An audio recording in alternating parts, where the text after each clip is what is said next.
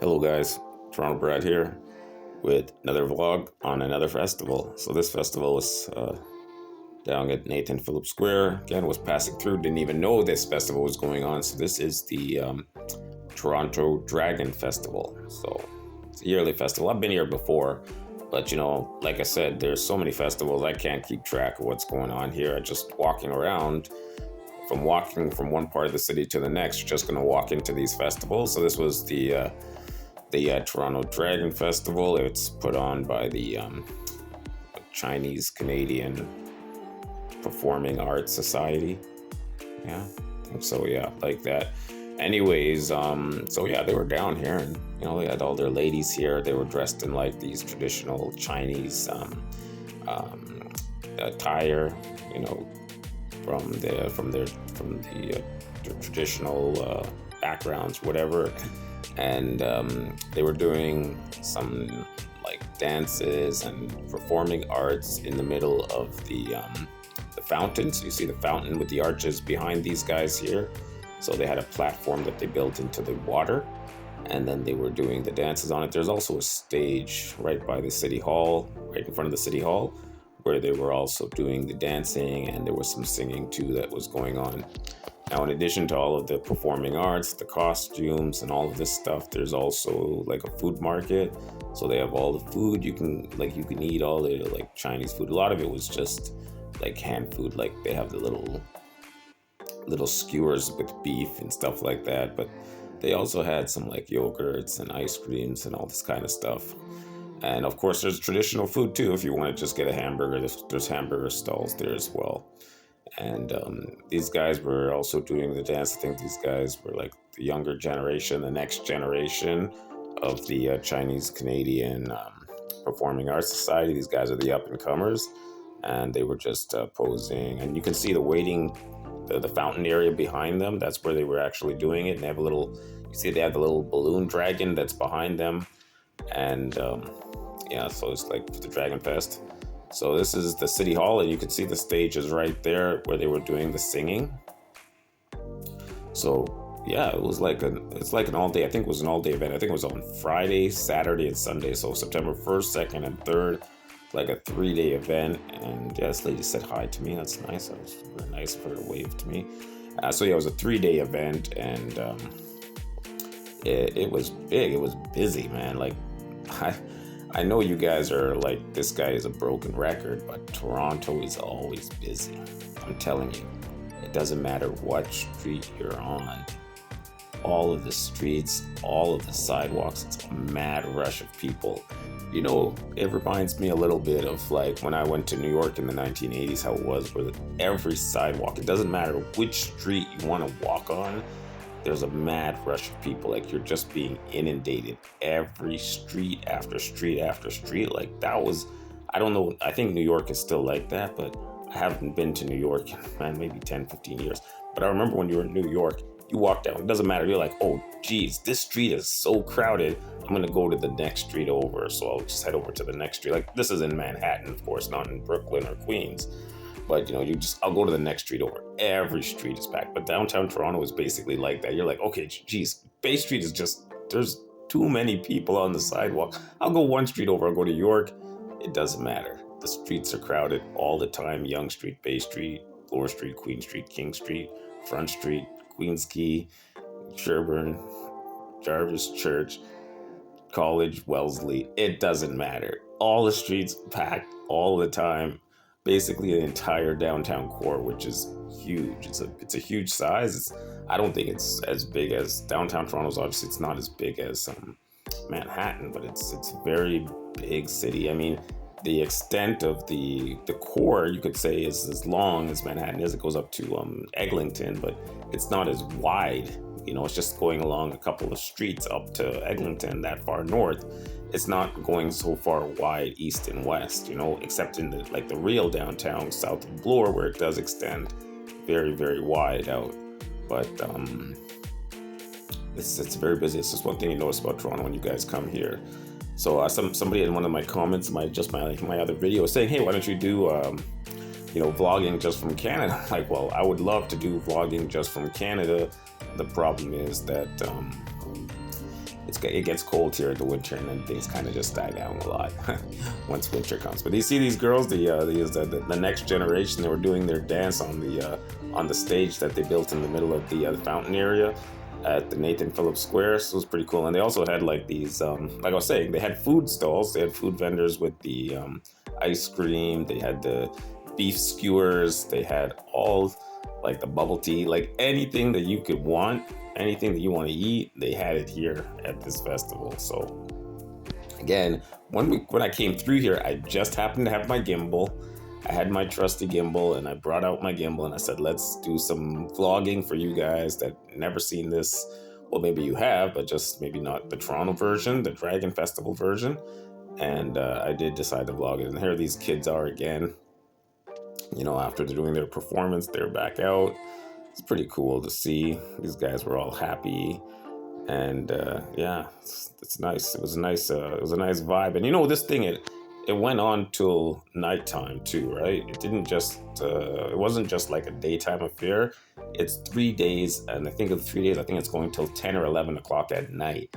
So I think at the end of my video here, you'll see some of the nighttime footage. I didn't get a lot, but you can see they have concerts, and of course the food vendors are still going to like 10, 11 o'clock at night. So you'll see that at the end of the video. Don't know if I'm going to narrate the entirety of the video, but you know, you'll get a little bit of a taste of what was going on here.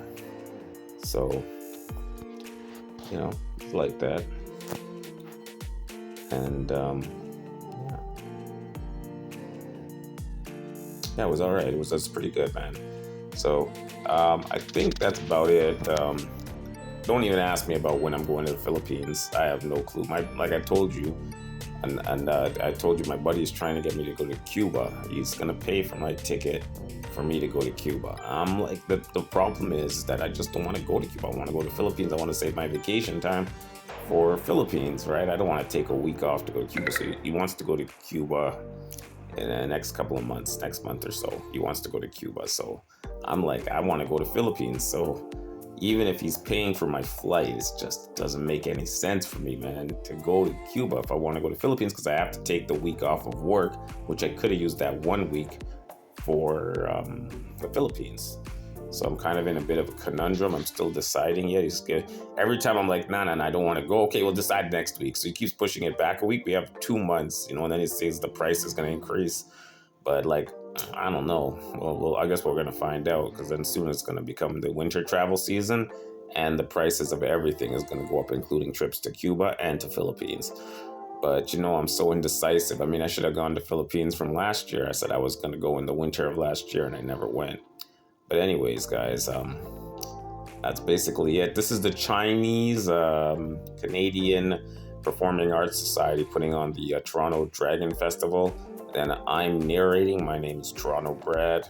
I don't really do vlogging on Toronto, so if you're just watching this because you saw that it's from the Dragon Festival, I'm sorry about narrating other stuff that's not related to your festival. But, you know, I guess the guys that are watching my stuff are interested in me actually going to Asia. So if I'm going to China or going to the Philippines or going to Thailand, Singapore, that's what they care about. But like I said, I just happened to be passing by and I saw this nice festival. Some pretty ladies were here, you know. I said, hey, you know what, let me bust out my gimbal. And I did do a little bit of vlogging so that you guys can enjoy. And these guys are the next generation. These guys are the youth of the Chinese Canadian Society.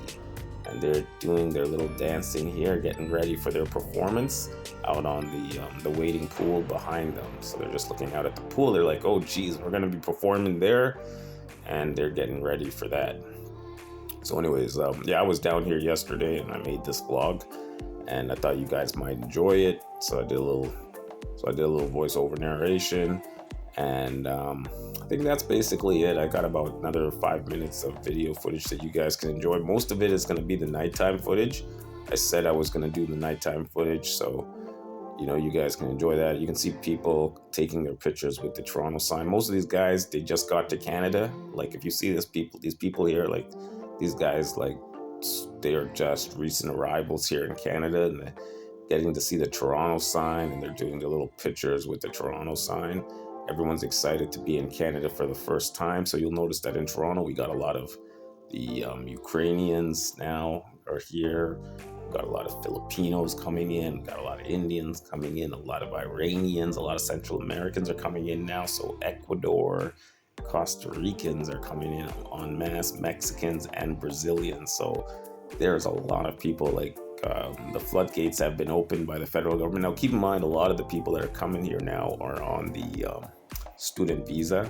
So it's very hard to get the PR. So they want to get the permanent residency, but as long as they get the chance, if you get the student visa, at least you have a chance to get your PR in Canada.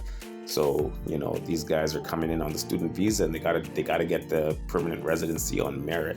And then, of course, once you get the permanent residency, I think 4 or 5 years after that, you can get your citizenship. So they're making it like a challenge for people to get the permanent residency and the Canadian citizenship.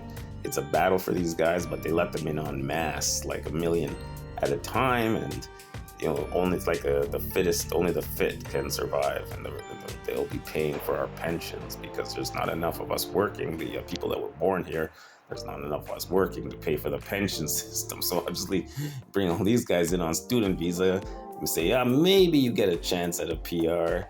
You work and you pay taxes, but you might not get to enjoy the fruits of your labor. You're pumping money into the pension system, but you won't get a chance to take the money out because you're not going to be either a PR or a Canadian citizen. So it's kind of like a little scam on these guys, but these guys want to be here. So, hey, whatever. It works for us, I guess. So I'm not fighting. It's cool. Like I said, the city is like so vibrant. There's so many people in Toronto. It's like it's a win for us, man. We get a much better, nicer city, so many more people, and it's crowded. The only thing is that Toronto is a super expensive city now. It's in another league of expense, man. I don't know what city is more expensive than Toronto, but this place is really ridiculous. And the rents are really crazy. There's no way I could live here, based on paying the like market value of the rent right now, which is like $3,500-4,000 a month. Just be insane. I wouldn't be able to do it. It's madness, man. You have to buy a house somewhere else. You'd have to go out to the middle of nowhere, basically, and buy a house or buy a condo because you can't live in Toronto. It's next level, man. But anyways, man, I think I've done talking enough here, and I think I'm going to shut it down. A little bit too much chit chat. I'm gonna calm it down. You guys can enjoy the rest of my vlog. Thanks for watching, guys, and I'll see you guys on the next one. Take care. I got about 3 or 4 minutes of video footage left. I think it's mainly from the nighttime. You guys can enjoy. You guys take care. And again, this is Toronto Brad signing off.